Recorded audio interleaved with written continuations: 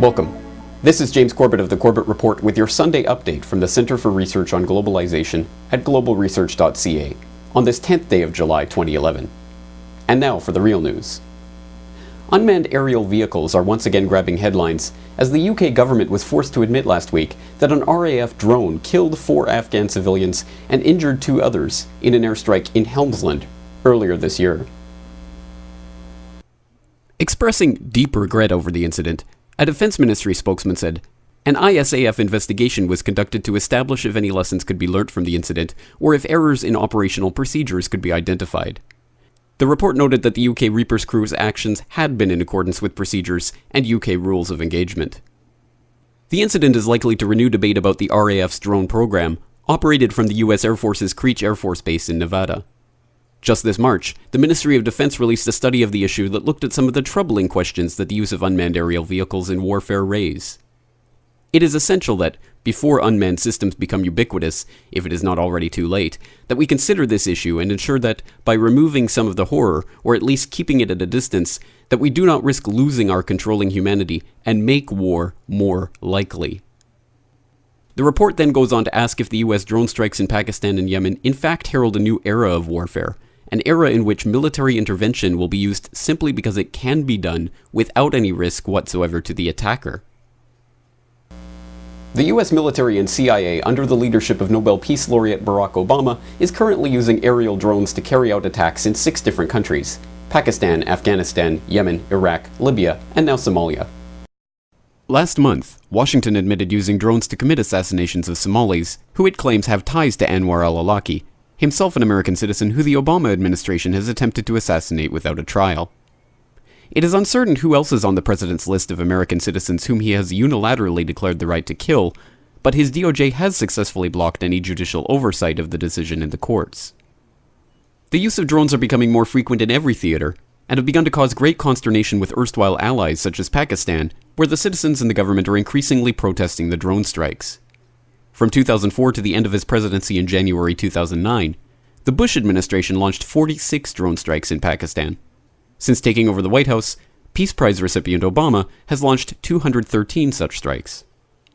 Now, reports are surfacing that the CIA is building a secret base at an undisclosed location that will be used for carrying out assassinations in Yemen.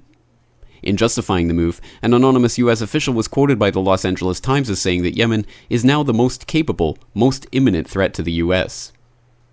It is uncertain how a small nation of 23 million people in the Arabian Peninsula with a defense budget 1/300th the size of America's could possibly pose any type of threat to the largest, most well-funded military in the history of the world, but the justification for the drone strikes have been made numerous times by various government officials. In March of last year, Harold Koh, a legal advisor to the State Department, made the case that the use of unmanned aerial vehicles against any nation it deems to be a threat is legally justified. With respect to the subject of targeting, which has been much commented on in the media and international legal circles, obviously there are limits to what I can say publicly. What I can say is that it is the considered view of this administration, and it has certainly been my experience during my time as legal advisor, that U.S. targeting practices, including lethal operations conducted with the use of unmanned aerial vehicles, UAVs, comply with all applicable law, including the laws of war. In April of this year, the White House approved the use of missile-equipped drones in NATO's Libyan campaign. Since then, 42 drone attacks have been launched on Libya. According to global research associate Mahdi Nazemroya, who is in Libya on a fact-finding mission, the NATO bombing campaigns have struck mainly civilian targets and constitute more proof that the so-called humanitarian nature of the campaign is in fact a cover for a brazen war of aggression that is being enabled by a complicit lapdog establishment media. He joined the Corbett Report from Tripoli to talk about the situation on the ground last week. They've been bombing sites that have nothing whatsoever to do with military facilities, combat, or command and control. They've been bombing granaries, food storage places, hospitals. People from around the world have seen it. I've spoken to foreign nationals who've been living here for business reasons or for family reasons, or just like Libya generally. A fellow Canadian was telling me it was hell. They bombed everywhere. Residential areas, they've been bombing for no reason. I spoke to an Italian lady the other day. She was telling me she used to believe everything the media said until she started living what the media was saying and contradicted reality. She was disgusted. I've spoken to people from all over the world who've been living here.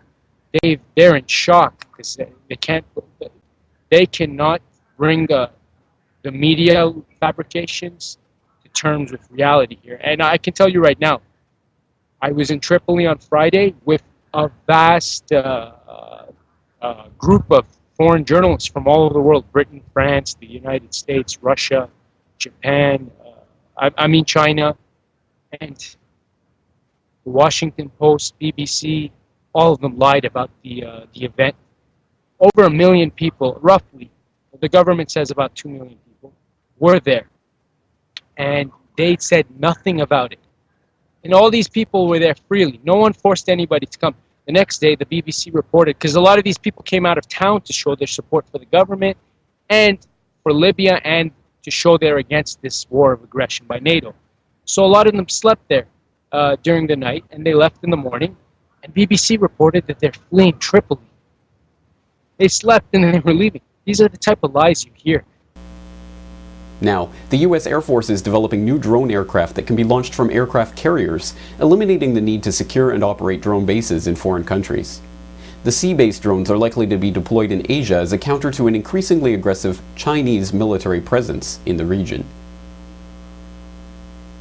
The United States is developing a new generation of drones that could be used on aircraft carriers. A U.S. Navy officer has said that some of these drones would be deployed in Asia and would play an integral role in future U.S. operations in the region. Experts say the new generation of drones could be used on any of the 11 U.S. carriers worldwide.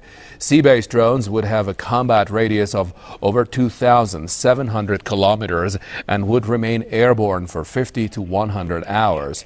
Land-based drones are in wide use in Pakistan and Afghanistan. Deadly airstrikes are carried out on an almost daily basis in Pakistan. The fear is that the U.S.'s aggressive use of drone strikes in multiple locations against countries with whom they are not at war is setting a dangerous precedent and spurring a new arms race. The Economic Times reported last Thursday that China is now ramping up its own research into drone technology, which it plans to sell to strategic partners like Pakistan, itself the victim of numerous American drone strikes. More worrying still is that the use of drones by police forces across the US and the UK is being normalized as part of a process of incorporating unmanned aerial vehicles into domestic surveillance programs. In 2007, the UK's Merseyside police demonstrated a UAV that it was preparing to use for its policing operations against antisocial behavior. In 2010, a local news station in Houston captured a secret test of a new spy drone to be used by the Department of Homeland Security to spy on American citizens. In March of this year, the Miami-Dade County Police Department announced a new unmanned spy drone that is capable of looking into people's homes. Now, even the military itself is wondering whether the use of drone vehicles and the increasing push towards autonomous weapon systems that require no human input once they are launched is leading us toward a world of troubling new possibilities. As the UK Defence Ministry report from earlier this year reads, "We must be sure that clear accountability for robotic thought exists, and this in itself raises a number of difficult debates. Is a programmer guilty of a war crime if a system error leads to an illegal act? Where is the intent required for an accident to become a crime? There is a danger that time is running out. Is debate and development of policy even still possible, or is the technological genie already out of the ethical bottle, embarking us all on an incremental and involuntary journey towards a Terminator-like reality?" For more on this story and other breaking news and current events, please go to globalresearch.ca. For more research and analysis by James Corbett, please go to corbettreport.com.